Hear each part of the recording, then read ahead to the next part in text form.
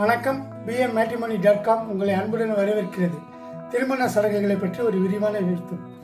பெண் பார்த்தல் என்பது ஆண் வீட்டாரில் பெண் வீட்டாருக்கு சென்று பெண்ணை பார்ப்பதாகும்.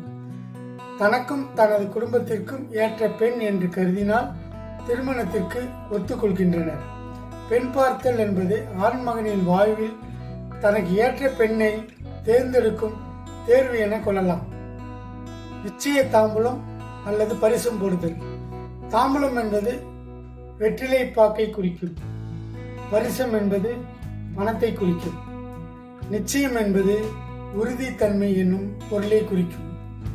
பணம் வெற்றிலை பாக்கை வைத்து முடிவு செய்தல் நிச்சய தாம்பூலம் அல்லது பரிசம் போடுதல் எனப்படும். திருமண பத்திரிகை எழுதுதல். திருமண பத்திரிகை எழுதுவது திருமணத்திற்கு வருகை தருபவர்களுக்கு ஒரு விவர கடிதம் எனலாம். திருமண பத்திரிகையில் அனைத்து விவரங்களையும் எழுதி அச்சிட்டு கொடுப்பர்.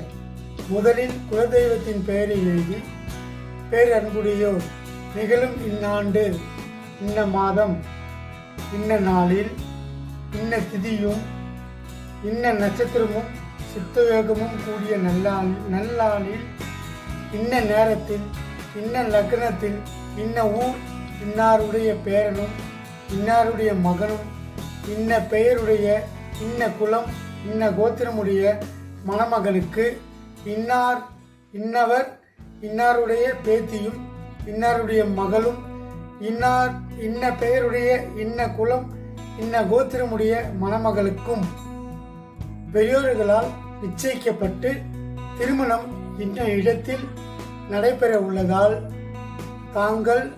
தங்கள் சுற்றமும் நட்பும் சூழ வருகை தந்து மணமகளை வாழ்த்தியான அன்புடன் வேண்டுகிறோம் என்று திருமண பத்திரிகை எழுதி மஞ்சள் பூசி புரோகிதர் பெரியோர்கள் முன்னிலையில் பத்திரிகையை படித்து காட்டிய பிறகு சுற்றத்தார் அனைவரும் விருந்து முடித்து கொண்டு பிறகு எல்லோருக்கும் வெற்றிலை பாக்கு வழங்குவார்.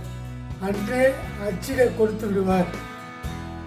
உப்பும் சர்க்கரை வழங்குதல். உப்பும் சர்க்கரையும் மங்களகரமான பொருளாக தமிழர்கள் கருதுகின்றனர். உப்பு லட்சுமி என்று கருதுவர். உப்பிட்டவை உள்ளளவும் நினை என்ற பழமொழிக்கு ஏற்ப உப்பை மதிப்பர். சர்க்கரை இனிப்பு சுவையுடைய பொருள். அதனால் நல்ல காரியங்கள் முதலில் உப்பும் சர்க்கரையும் பயன்படுத்துவர்.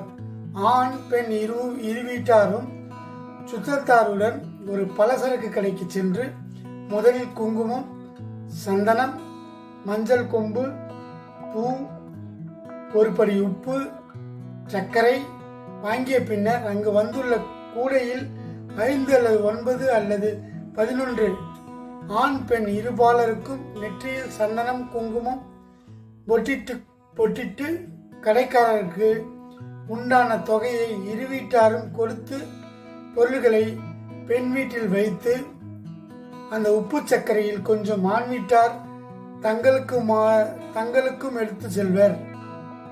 திருமணத்திற்கு வேண்டிய பொருள்கள் வாங்குவதற்காக முதலில் உப்பும் சர்க்கரையும் வாங்கப்படுகிறது. முளைப்பாலிகை போடுதல்.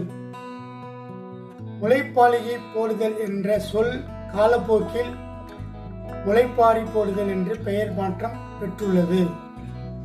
முளைப்பாலிகை குடும்பம் தோங்குவதற்காக போடப்படுகிறது. மூங்கில், செம்பு, பித்தளை போன்ற ஏதாவது ஒரு தட்டில் காய்ந்தவை கோரப்புல்லை வட்டமாக சுருட்டி தட்டில் வைத்து தண்ணீர் தெளிக்கின்றனர். காய்ந்த மாட்டு சாணத்தை நன்றாக கலந்து ஆணின் தாயார், பெண்ணின் தாய் மற்றும் 5 அல்லது 9 சுமங்கலிகள் தட்டில் இட்டு தண்ணீர் தெளிப்பர். ஊற வைத்த நவதானியங்களை ஒவ்வொன்றும் 3 முறை தட்டில் தூவுவர். மீண்டும் சாணம், செம்மண் கலந்த கலவையை தூவுவர். அதன் பிறகு கற்பூரம் தீபாரதனை காட்டி அனைவரும் வணங்குவர். முளைப்பாலிகை திருமணத்திற்கு 9 அல்லது 11 நாட்களுக்கு முன் போடுவர். பால், தயிர், நெய், மாட்டு சாணம், மாட்டின் சிறுநீர் ஆகிய 5 பொருட்களையும் கொண்டு சேர்க்கின்றனர். இதனையே பஞ்சகோமியம் எனலாம். பஞ்சம் என்பது 5ஐ குறிக்கிறது. கோ என்பது பசுவை குறிக்கும். பசு பஞ்சகோமியம் பசுவின் 5 பொருட்கள் என்று குறிக்கின்றது. இது போன்ற திருமண பொருத்தங்களின் பலன்கள் மற்றும் திருமண சடங்குகளுக்கான காரணங்கள் அறிய BM Matrimony யூடியூப் சேனலை சப்ஸ்கிரைப் செய்யவும். இந்த பதிவு பிடித்திருந்தால் லைக் பண்ணுங்க, ஷேர் பண்ணுங்க, சப்ஸ்கிரைப் பண்ணுங்க. மீண்டும் அடுத்த பதிவில் சந்திக்கும் வரை உங்கள் துரைவேலு கிருஷ்ணசாமி. நன்றி, வணக்கம்.